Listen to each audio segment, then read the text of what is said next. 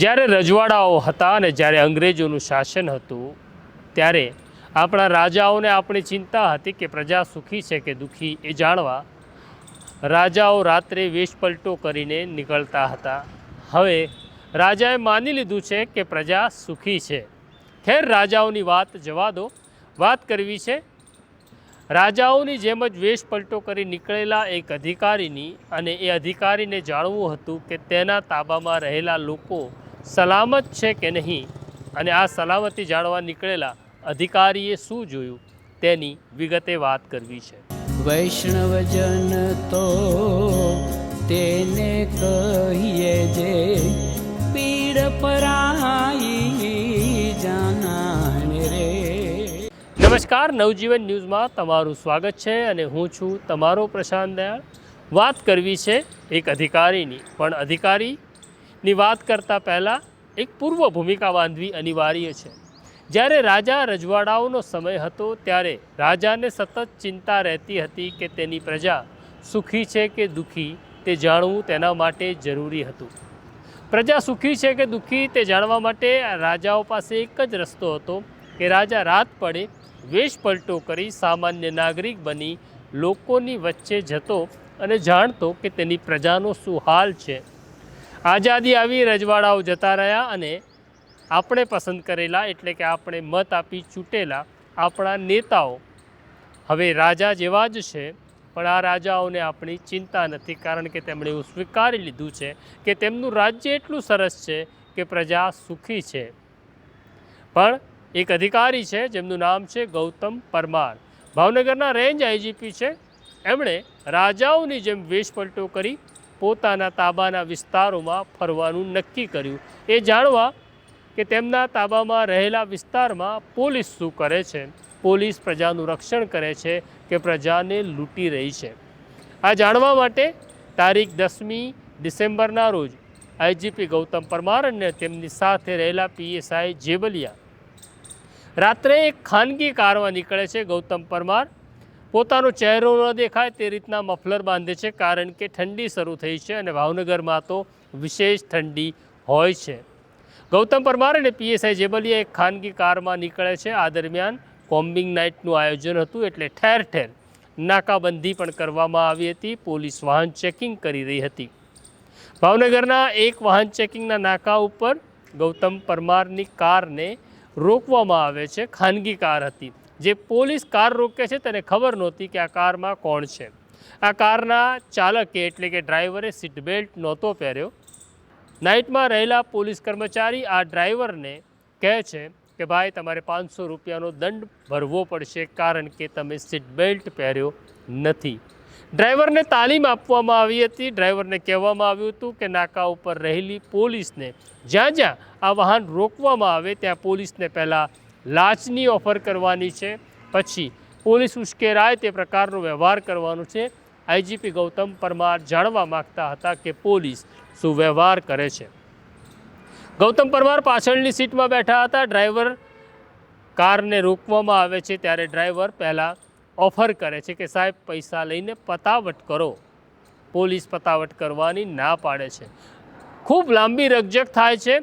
પોલીસવાળો કોઈ વાત માનવા તૈયાર નથી। પોલીસવાળો એવું કહે છે મારે પૈસા જોઈતા નથી, મારે પાવતી ફાળવી છે, દંડ તમારી પાસેથી લેવો છે।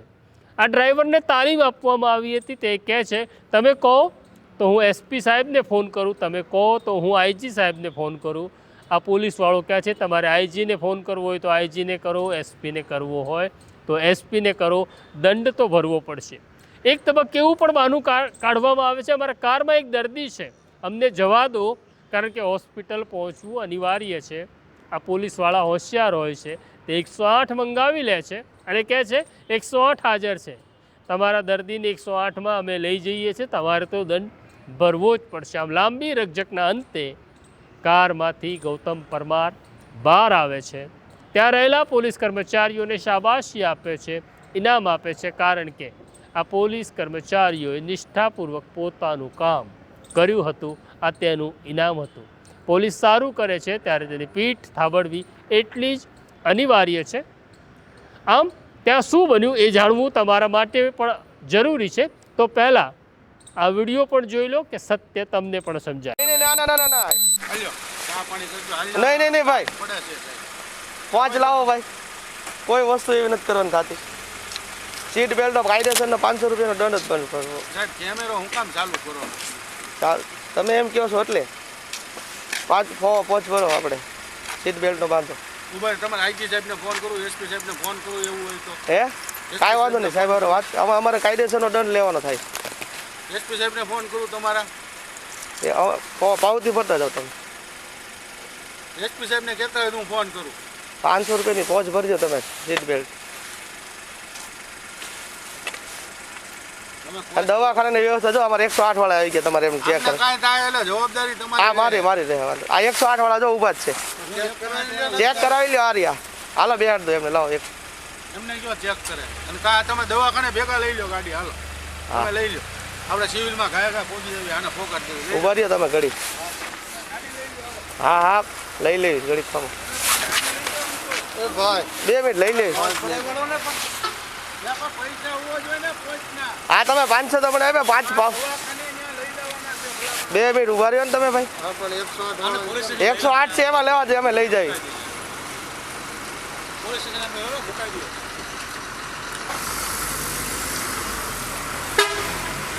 જઈ ચાલો ભાઈ, તમારી સારી કામગીરી છે.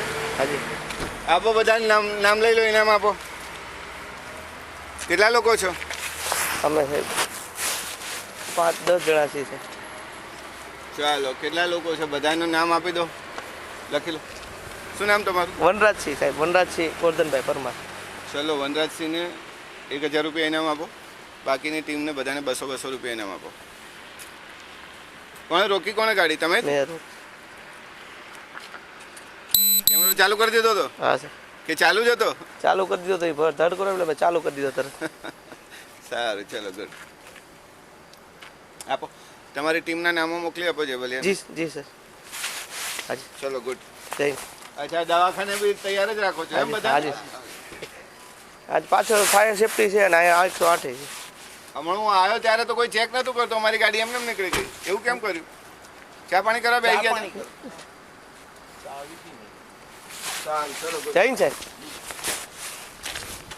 તમે આ વિડીયો જોયો, તેમાં આખી ઘટના કેમેરામાં કેદ થાય છે. હવે તમને પ્રશ્ન એવો થશે કે આખી ઘટના કેમેરામાં કેદ કેવી રીતના થઈ? તો જે પોલીસ કર્મચારી છે જે કારને રોકે છે એના યુનિફોર્મ ઉપર બોડી વોર્ન કેમેરા છે. હવે પોલીસને આ બોડી વોર્ન કેમેરા આપવામાં આવ્યા છે. જેવી કાર રોકાય છે તેની સાથે તે પોતાનો બોડી વોર્ન કેમેરા ઓન કરે છે, એટલા માટે કે જે કંઈ ઘટના ઘટે તે રેકોર્ડ થાય, એક પુરાવો ઊભો થાય. ઘણી વખત એવું બનતું હોય છે કે લોકો પોલીસ ઉપર ખોટા આરોપ કરતા હોય છે, ત્યારે આ પુરાવો બહુ અગત્યનો થતો હોય છે. તો આ ઘટના છે ભાવનગર શહેરની.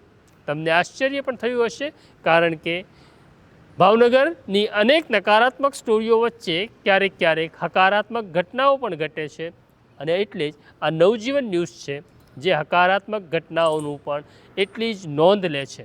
આ સ્ટોરી તમને કેવી લાગી અમને કોમેન્ટ બોક્સમાં જરૂરથી લખજો, અને બેલ આઇકોન દબાવજો, કારણ કે એની અમને જરૂર છે.